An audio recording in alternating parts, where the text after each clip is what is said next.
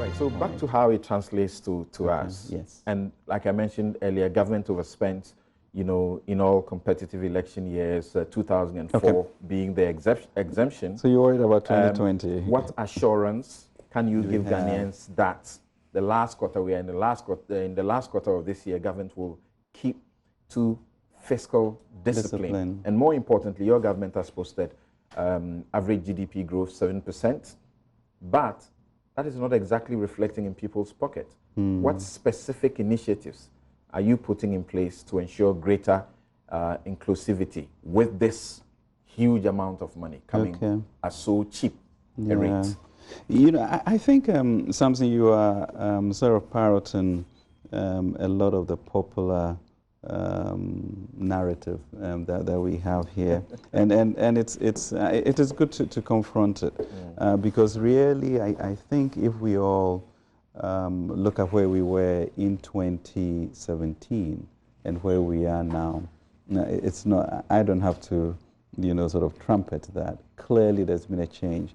Now, what do you do to be able to translate all of that so that the famed phrase of people's pocket is managed properly? I have to, as a finance minister, be really focused on macro stability. You know, whether somebody is screaming, tearing me down or not, I just have to keep my eye on that and make sure it is done. And I think, you know, President Akufo-Addo has essentially achieved that. But even during that period, he was also very clear of what he calls the preferential option for the poor, which is the issue of inclusiveness.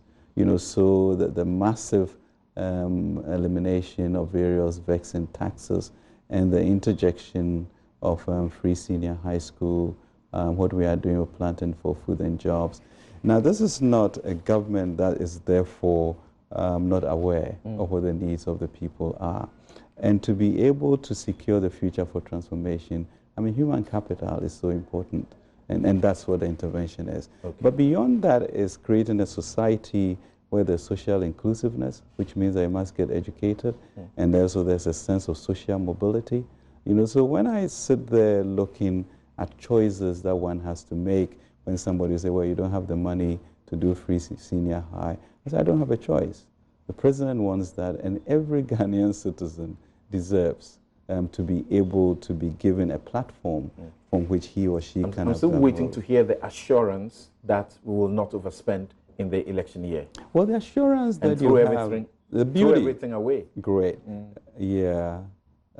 I'm glad you are saying throw everything away, because there is an acknowledgement that we've got a lot and we don't want to throw it away, which is very good. But, you know, we have an amazing team. You know, I mean, for me, being under the mentorship of the vice president, the senior minister, you know, and the presidency, I mean, it gives a whole sense of urgency as to what we have to do. And that is where, unfortunately, the senior minister was the one who was able to ensure that we did not get into this election year, and he's there to guide us. We also, as you know, voluntarily did the FRA. So the 5%, I have to keep at it, or as I lose my job, I'm sanctioned. And that's motivation enough. So really for us, and if you look at what we have done these 3 years, we have kept faith with that.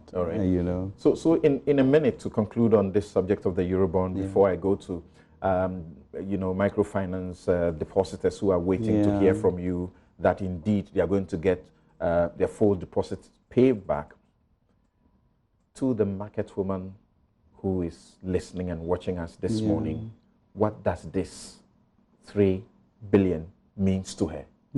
Well, it means that if your child is in school, this program will continue. We can continue to fund it. If you were worried about foreign currency, you know, this helps with regards to stability. We started, in 2017 we didn't go to market, 2018 we went in July, 2019 we went in March, April, and now we've come in February, which means that we are really consolidating our foreign exchange reserves so that there's stability in there. So for the market woman, I mean, certainly food prices are great. the children can still go to school because we can pay for it. NHI will continue to be better, and that's good for us. And with interest rates sort of gingerly coming down, that hopefully will also give access to bank credit, which has increased tremendously over that period.